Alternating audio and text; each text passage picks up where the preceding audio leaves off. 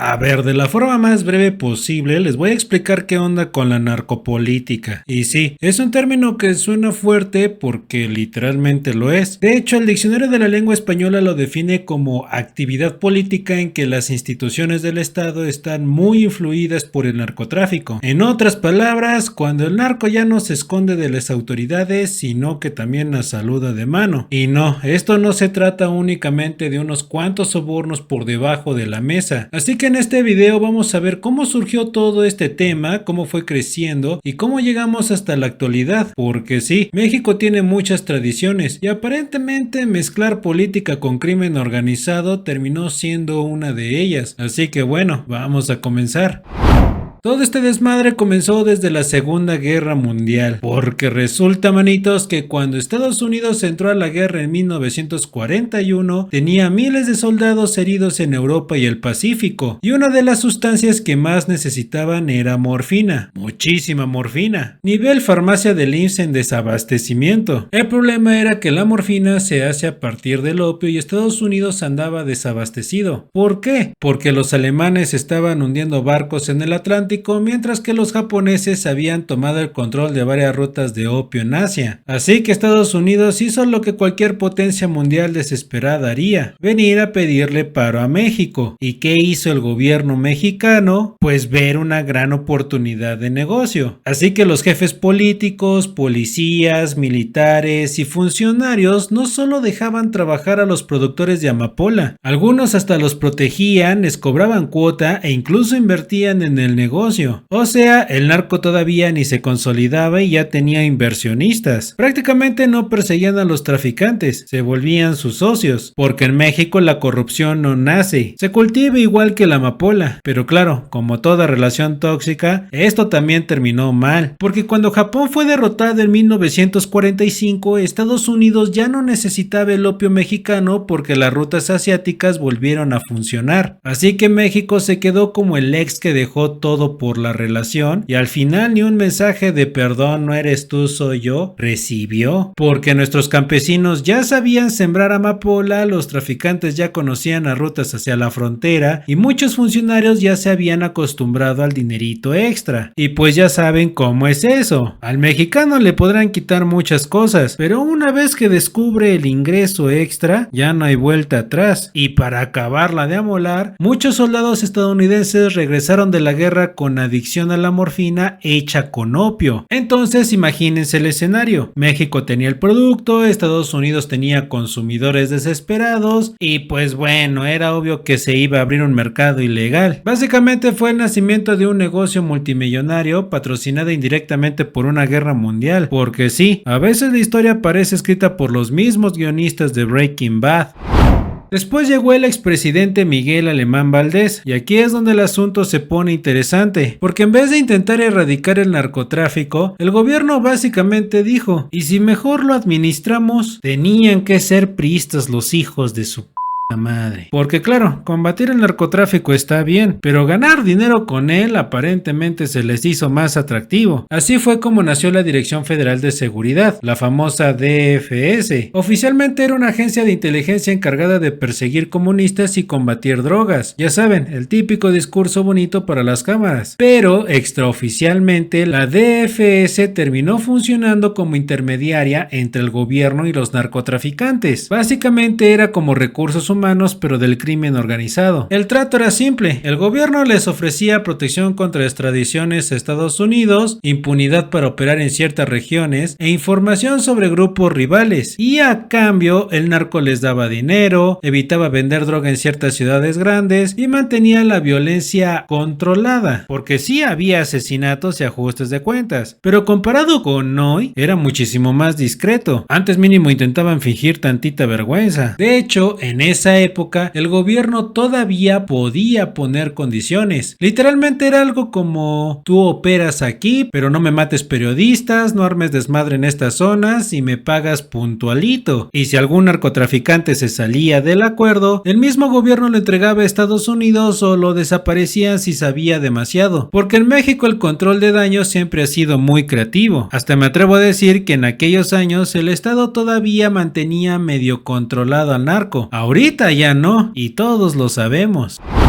Y bueno, todo estaba relativamente estable para los narcotraficantes de la época, hasta que llega un jugador nuevo que cambia completamente las reglas: la cocaína, traída por los colombianos a finales de los 70. Ellos transportaban a droga por el Caribe, pero como la DEA empezó a presionar fuerte y a cerrar rutas en Florida y Bahamas, tuvieron que buscar nuevas formas de mover el producto hacia Estados Unidos. Y adivinen qué hicieron. Sí, otra vez vinieron a México. Entonces los narcotraficantes mexicanos empezaron a fungir como una especie de servicio logístico, básicamente rutas terrestres, cruces fronterizos, distribución y bueno, todo un paquete completo. Así que se volvieron los Uber Eats del narcotráfico, pero sin la parte de la comida. Y así, sin exagerar, México terminó manejando entre el 80 y 90% del tráfico de cocaína hacia Estados Unidos, a tal nivel que algunos capos llegaron a tener más dinero que gobernadores. Y se preguntarán que qué tiene que ver esto con el colapso del sistema. Pues justo ahí está el punto. Antes de la cocaína, los narcotraficantes eran poderosos, sí, pero todavía estaban por debajo del Estado, así que el gobierno podía imponer reglas, condiciones y límites. Era una relación desigual, pero con la llegada de la cocaína, el dinero cambió todo, porque cuando el dinero deja de ser pequeño, empieza a comprar lo que sea, y así el poder económico del narco se transformó en poder político y militar. Empezaron a comprar autoridades locales, policías municipales, jueces, funcionarios de aduanas en la frontera, básicamente cualquiera que tuviera un sello o una credencial. Y aquí el problema ahora se convirtió en quién empezaba a mandar realmente en ciertas zonas. En este punto la narcopolítica deja de ser teoría y empieza a verse en la práctica, porque el crimen organizado ya no solo movía droga, también empezaba a mover decisiones.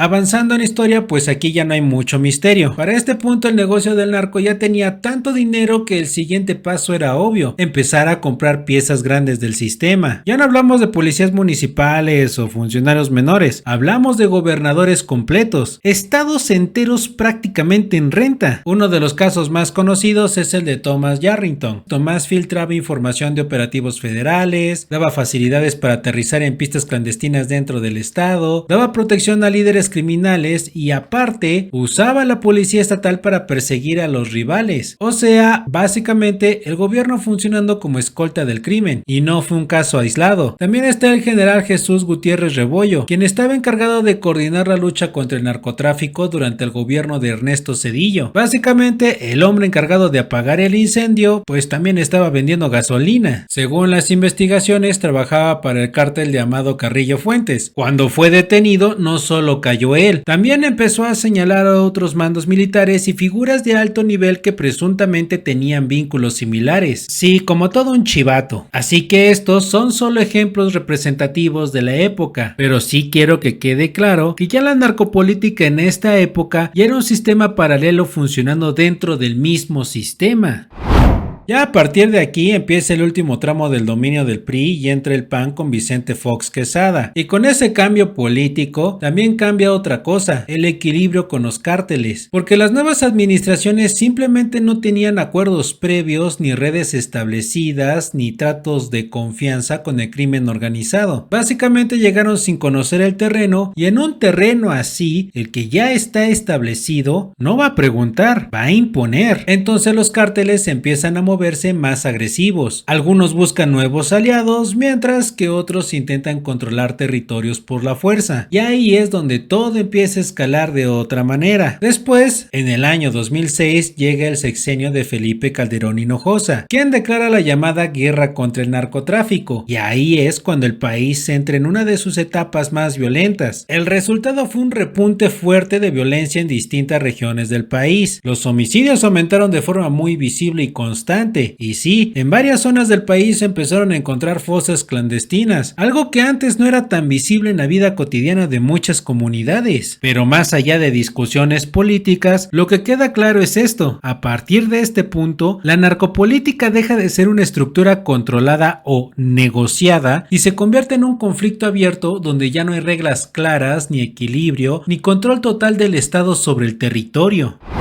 Ya para la década de 2010, el panorama cambia completamente, porque el crimen organizado deja de ser unos cuantos grupos grandes y empieza a fragmentarse en muchos más pequeños. Nacieron nuevos grupos como el Cártel Jalisco Nueva Generación, los Caballeros Templarios, el Cártel de Santa Rosa de Lima, entre muchos otros más. Ya no era un mapa de pocos actores, era casi un tablero lleno de piezas peleando por todo. Así que es ahí donde los cárteles empiezan a diversificarse. Ya no solo se trata de drogas, empiezan a entrar a la extorsión con el famoso derecho de piso, el robo de combustible, el secuestro, la trata de personas, la tala ilegal, la minería ilegal y básicamente cualquier actividad que genere dinero rápido. Y aquí ya se vuelve difícil incluso llamarlos solo narcotraficantes, porque el narcotráfico deja de ser el centro del negocio y se convierte en una de sus varias actividades de las que hacen estos maleantes. También empezó una etapa donde los gobiernos locales quedaron atrapados entre múltiples grupos, porque ya no se trata del cártel de la zona coludido con el gobierno de la zona, sino varios cárteles peleando el mismo territorio. Y el problema para el funcionario público es simple pero brutal, porque si ayudan a uno, los otros cárteles los amenazan, y si intentan quedar bien con todos, no van a quedar bien con ninguno. Eso hace que varios funcionarios terminen en medio de conflictos imposibles de negociar, así que algunos políticos fueron y son asesinados precisamente por esa lógica, no porque elijan mal, sino porque en un territorio que está siendo disputado por cárteles, cualquier decisión te convierte automáticamente en enemigo de alguien. Esto lo pueden confirmar porque en internet circulan videos donde criminales vinculan a políticos con otros delincuentes o directamente los amenazan, que generalmente es molestia porque no los ayudaron a ellos pero sí a sus contras. No aplica en general, pero es una situación muy común. Y en medio de todo esto aparece uno de los casos más emblemáticos, el del exsecretario de Seguridad Pública, Genaro García Luna, acusado de tener vínculos con el crimen organizado durante el sexenio de Felipe Calderón. El caso fue tan mediático que incluso involucró señalamientos sobre altos niveles del gobierno, y aunque políticamente siempre hubo versiones encontradas, el tema terminó siendo parte central del debate sobre la infiltración del crimen organizado en instituciones de seguridad, porque al final, más allá de nombres y declaraciones, el sistema está sobreviviendo a muchos problemas al mismo tiempo y todos están compitiendo entre sí.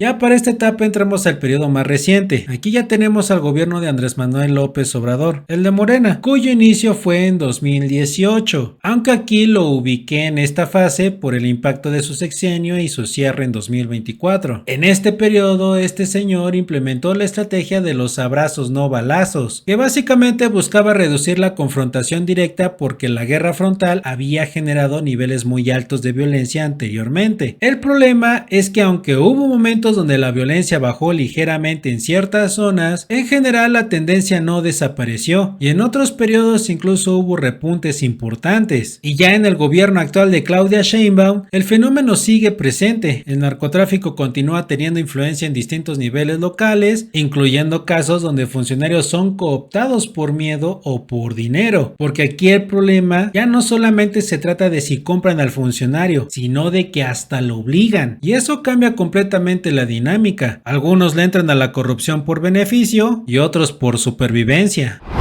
Y sí quiero aclarar algo muy importante, esto no es generalizado en todo el país, pero sí ha sido documentado en ciertas regiones y municipios donde la presencia del crimen organizado es más fuerte. En paralelo, también se ha vuelto común una narrativa política donde distintos actores acusan a otros partidos de tener vínculos con el crimen organizado, e incluso se recurre a instancias internacionales para hacer denuncias públicas. El problema es que cuando se revisa el contexto histórico, se observa que muchos actores políticos han tenido alianzas o trayectorias cruzadas entre partidos en distintos momentos, y esto complica aún más el discurso de esto es solo de un lado. Por ejemplo, casos como el de Salvador Bástida García, quien tuvo trayectoria en el PAN y el PRI antes de llegar a Morena en 2024, estuvo rodeado de señalamientos de vínculos con el cártel Jalisco Nueva Generación. También está Eugenio Hernández Flores, con procesos judiciales y solicitudes de extradición relacionadas con presuntos serios vínculos con redes de corrupción y crimen organizado. Del lado del PAN se mencionan casos como el de Lucero Guadalupe Sánchez López, quien declaró haber tenido relación con el capo durante su proceso judicial. También aparece el caso de Francisco Javier García Cabeza de Vaca, con acusaciones y procesos legales en curso que están relacionados con delincuencia organizada y lavado de dinero. Y dentro de estructuras de seguridad, nombres como Luis Cárdenas Palomino, Ramón Eduardo Pequeño García y otros mandos cercanos a la administración de seguridad de aquella época han sido señalados en distintos procesos judiciales. Ahora, del lado de Morena también se han señalado casos recientes como el del gobernador Rubén Rocha Moya, además de alcaldes como Juan de Dios Gámez y otros funcionarios como Enrique Insunza, aunque muchos de estos casos siguen en investigación o en disputa política ilegal.